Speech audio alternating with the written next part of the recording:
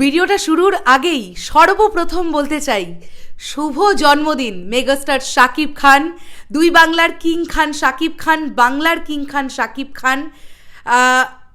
আর কত কিছু বলবো। মেগাস্টার শাকিব খান, সুপারস্টার শাকিব খান, ঢালিউড বাদশাহ শাকিব খান, যত কিছুই আমরা সর্বনাম পদ ওনার নামের পাশে বসাই ততটাই বোধহয় কম হবে। আজকে আমাদের সবার পরম শ্রদ্ধেয়, অনেক সম্মানের, অনেক ভালোবাসার সেই মানুষটির জন্মদিন, মেগাস্টার শাকিব খান। প্রথমেই সকল সাকিবিয়ানদের পক্ষ থেকে আমার এই ভিডিওর দ্বারা এবং শরৎ মিউজিক ভেঞ্চার্স টিমের তরফ থেকে জানাই আবারও একবার শুভ জন্মদিন। আজকে ভীষণ আনন্দ করে গোটা দিনটা কাটান, ভীষণ ভালো থাকুন। আজকে আমরা এই ভিডিওতে বন্ধুরা, এই ভিডিওটা আজকে শাকিব ভাইয়াকে কেন্দ্র করে, আজকে এই ভিডিওতে কেবলমাত্র এই মানুষটিকে নিয়ে কথা হবে। তো চলো, আমার যতটুকু সীমিত যা এক্সপিরিয়েন্স আমি সেগুলো তোমাদের সঙ্গে শেয়ার করব। এবং অনেকের অনেক কিছু প্রশ্ন আছে, আজকে আমি সেই প্রশ্নগুলোর মধ্যে যেগুলো একটু যুক্তিযুক্ত প্রশ্ন সেগুলোর উত্তর দেওয়ার চেষ্টা করব এই ভিডিওতে। প্রথম যেটা কোয়েশ্চেন সেটা হচ্ছে, আমি একজন ইন্ডিয়ান হয়েও কেন আমি শাকিব খানকে নিয়ে এত ভিডিও বানাই? সরি, শুধু শাকিব খান না, দ্য মেগাস্টার শাকিব খানকে নিয়ে কেন আমি এত ভিডিও বানাই? একটা একটা করে আসি। প্রথমে উত্তরটা হচ্ছে, আমি মেগাস্টার শাকিব খানকে চিনতাম 2017-18 ওই সময়টা থেকে, যে সময়টাতে দুই বাংলার প্রযোজনা সংস্থাগুলোর ছবি আসছে, নবাব, শিকারি, ভাইজান এলোরে, এই সিনেমাগুলোর সময় থেকে আমি জানি বাংলাদেশের এরকম একজন নায়ক আছেন যার নাম শাকিব খান। তার আগে থেকেও, আমার অনেক আগে থেকেও আমার হাজব্যান্ড অর্থাৎ তোমাদের সৃঞ্জয় ভাইয়া শাকিব ভাইয়াকে আরও আগে থেকে চেনে। তার কারণ সৃঞ্জয় ভাইয়া 2013-14 সালে ঢাকাতে একবার একটি অনুষ্ঠান করতে গিয়েছিল। তো সেখানে শাকিব ভাইয়ার ক্রেজ সম্পর্কিত সে একটা ধারণা করে এসেছিল। এবং আমি শাকিব ভাইয়ার সম্পর্কে প্রচুর বেশি কিছু জানতাম না। আমি আজকের ডেটে দাঁড়িয়ে যতটা জানি, আমি আজ থেকে সত্যি 5-6 মাস আগে এত বেশি জানতাম না। আমি ধীরে ধীরে মানুষটাকে নিয়ে জানতে শুরু করেছি। আমি প্রত্যেকটা দিন জানছি, আর এটা অস্বীকার করার কিচ্ছু নেই। কাদেরকে বলবো, কাদের কাছে কি অস্বীকার করব? তোমরা সবাই জানো, সাকিবিয়ানরা তোমরা সবাই জানো, আমি প্রথম দিন থেকে বলেছি যে আমি শাকিব ভাইয়াকে চিনতে শুরু করেছি যবে থেকে তাকে নিয়ে ভিডিও করা শুরু করলাম। তো আসি, কেন শাকিব ভাইয়াকে নিয়ে ভিডিও তৈরি করি? শাকিব ভাইয়াকে নিয়ে ভিডিও তৈরি করি কি কেবলমাত্রই অর্থ উপার্জনের জন্য, নাকি ভালোবেসেও ভিডিও তৈরি করি? উত্তরটা আগে দিই। প্রথমত, শুধুমাত্র অর্থ উপার্জনের জন্য আমরা ভিডিও তৈরি করি না শাকিব ভাইয়াকে নিয়ে। তাকে অনেক রেসপেক্ট করে, তাকে অনেক সম্মান করে, শ্রদ্ধা করে, তাকে অনেক ভালোবেসে ভিডিও তৈরি করি। অনেকটা ভালোবাসা কিভাবে এলো মানুষটার প্রতি? মানুষটার সঙ্গে মাত্র দুবারই দেখা হয়েছে। আচ্ছা, আসছি সেই দিকটাতে। তার আগে আরও একটা কারণ বলে দিই কেন শাকিব ভাইয়াকে নিয়ে ভিডিও বানাতে ভালোবাসি, কেন বানাই এত ভিডিও। সোশ্যাল মিডিয়ায় আমরা কন্টেন্ট ক্রিয়েটার, যে কোনো প্ল্যাটফর্ম তারা বলে যে আপনি আপনার কন্টেন্ট বানাতে থাকুন, যে কন্টেন্ট দর্শককে বেশি এনগেজ করতে পারবে সেই কন্টেন্ট বানান। সাকিবিয়ানদের যেরকম সাপোর্ট পেয়েছি, সত্যি কথা বলতে কি লাস্ট 7-8 মাস যেরকম সাপোর্ট পেয়েছি, মাত্র 8 মাসের মধ্যে আমাদের এই ফেসবুক পেজটির প্রায় 63,000 ফলোয়ার্স। আমার যেটা ব্যক্তিগত ফেসবুক পেজ পৌশালী ভট্টাচার্যি, সেইখানে প্রায় 30,000 ফলোয়ার্স। এবং আমাদের যে ইউটিউব চ্যানেলটা ছিল সেখানেও প্রত্যেক দিন প্রায় 40 থেকে 50 জন করে নতুন মানুষ আমাদের সদস্য হচ্ছেন।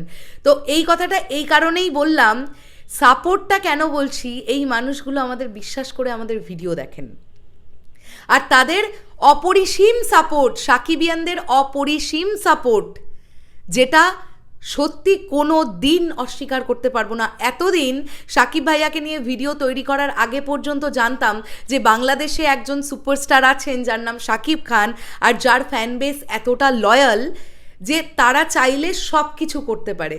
নিজেরা প্রমাণ পেয়েছি, সাকিবিয়ানদের প্রমাণ পেয়েছি কতটা ভালোবাসতে পারে। আমি পার্শ্ববর্তী দেশের একজন মানুষ, কিন্তু যেভাবে সাকিবিয়ানরা আমাকে তোমরা ভালোবাসা দিয়েছো, আমি মনে করি ভালোবাসা যখন তোমরা আমাকে দিচ্ছ, আমিও তোমাদের অনেক ভালোবাসা দেব, অবশ্যই দেব, কারণ আলটিমেটলি ওই মানুষটিকে ভালোবেসে ভিডিও তৈরি করছি। হ্যাঁ দেখো, এটা আমাদের রুটি রুজি, আমাদের অর্থ উপার্জনের সংস্থা এটা।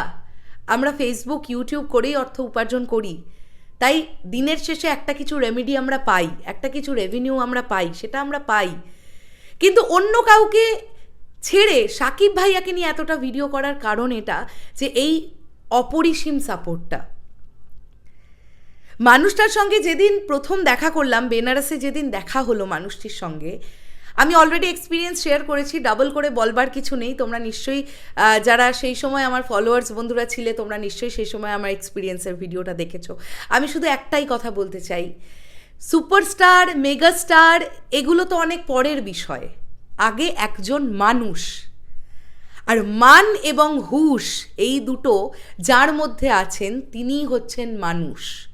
আমি মনে করি একজন সুপারস্টার মেগাস্টার তখনই তিনি সুপারস্টার মেগাস্টার হয়ে উঠতে পারবেন যখন তিনি প্রকৃত একজন ভালো মানুষ হবেন।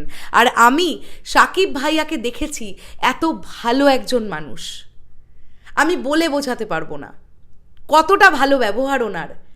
উনি এত বড় একজন মানুষ যার সিনেমার দিকে তাকিয়ে বসে থাকে লক্ষ লক্ষ কোটি কোটি ভক্ত, বাংলাদেশ ইন্ডাস্ট্রি যার নামে চলছে, সেই মানুষটি যে এত মাটির মানুষ, আমি তার সঙ্গে বা আমরা তার সঙ্গে যোগাযোগ না হলে বা দেখা না হলে, আমরা যদি তার সামনে না যেতাম বুঝতে পারতাম না।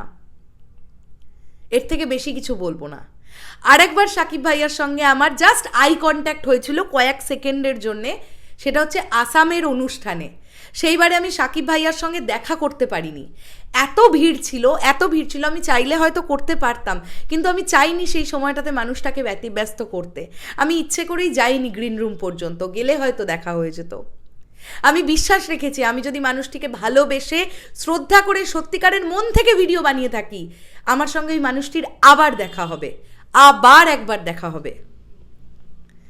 এই মানুষটি এমন একজন মানুষ যিনি শুধু নিজের কাজটুকু নিয়েই ভাবেন, যিনি সারাদিন শুধু সিনেমা নিয়েই ভেবে যাচ্ছেন।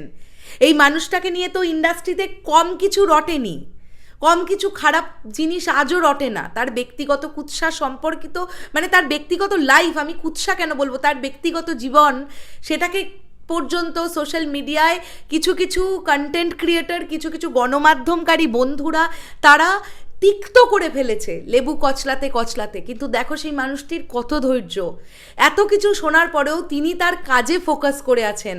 আর আজকে সেই জন্যেই মেগাস্টার শাকিব খান। তিনি তুফানের পোস্টারে আমরা চিনতে পারিনি মানুষটিকে, প্রিয়তমার সময়কার বৃদ্ধ লুকে ছিটকে গেছিলাম আমরা মানুষটাকে দেখে। প্রিয়তমার সেই লাস্ট 7-8 মিনিটের অভিনয় দেখে মানুষ ভাবতে পারেনি কি পারফরমেন্স ওটা। আর যারা শাকিব খানের অভিনয় নিয়ে প্রশ্ন তোলে, আমি বলবো আপনারা খুনি শিকদার দেখে আসুন, আপনারা সত্তা সিনেমাটা দেখে আসুন, আপনারা দেবদাস সিনেমাটা দেখে আসুন, বুঝতে পারবেন শাকিব খান জাত অভিনেতা একজন। তো অনেক রকমের অনেক কিছু কথা শুনি, আজও শুনি, আমি জানি ভবিষ্যতেও আমায় শুনতে হবে যে আমি কেন একজন ইন্ডিয়ান হয়ে বাংলাদেশের সুপারস্টারকে নিয়ে এত লাফালাফি করি। বিশ্বাস করো আমার কিচ্ছু যায় আসে না। আমি মানুষটাকে অনেক ভালোবেসে, শরৎ মিউজিক বেঞ্চেস টিম মানুষটাকে অনেক ভালোবেসে সম্মান করে ভিডিও তৈরি করে, আর এইভাবেই ভিডিও তৈরি করতে থাকবো। আবারও বললাম, সব কিছু যদি ঠিক থাকে, ঈশ্বর যদি চান, আবার সাকিব ভাইয়ার সঙ্গে আমার সামনাসামনি দেখা হবে, আমি আবার ওই মানুষটার সম্মুখে যেতে পারবো, আবার একজন চোখের সামনে মাটির মানুষকে দেখতে পারবো। অনেক অনেক অনেক শ্রদ্ধা জানাই, আজকে তার জন্মদিন।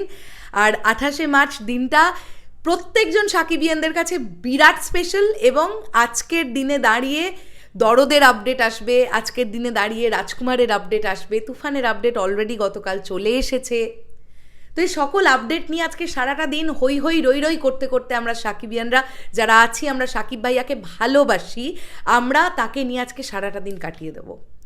চলে যাওয়ার আগে একটাই বিষয় বলি, সেটা হচ্ছে সাকিব ভাইয়াকে নিয়ে যেমন ভিডিও করছি, তেমন আমাদের এপার বাংলার যারা সুপারস্টারেরা আছেন, জিৎদা, দেবদা, তাদেরও আপডেট দিচ্ছি। সব থেকে ভালো লাগে কি জানো সাকিবিয়ানরা, তোমাদের কাছে যে বিষয়টা সব থেকে বেশি করে পেয়েছি সেটা হচ্ছে সাকিব ভাইয়াকে নিয়ে ভিডিও তৈরি করার সঙ্গে সঙ্গে যখন আমরা অন্য কোনো সুপারস্টারকে নিয়ে কথা বলি, তোমাদের তাতে কোনো নিষেধাজ্ঞা নেই।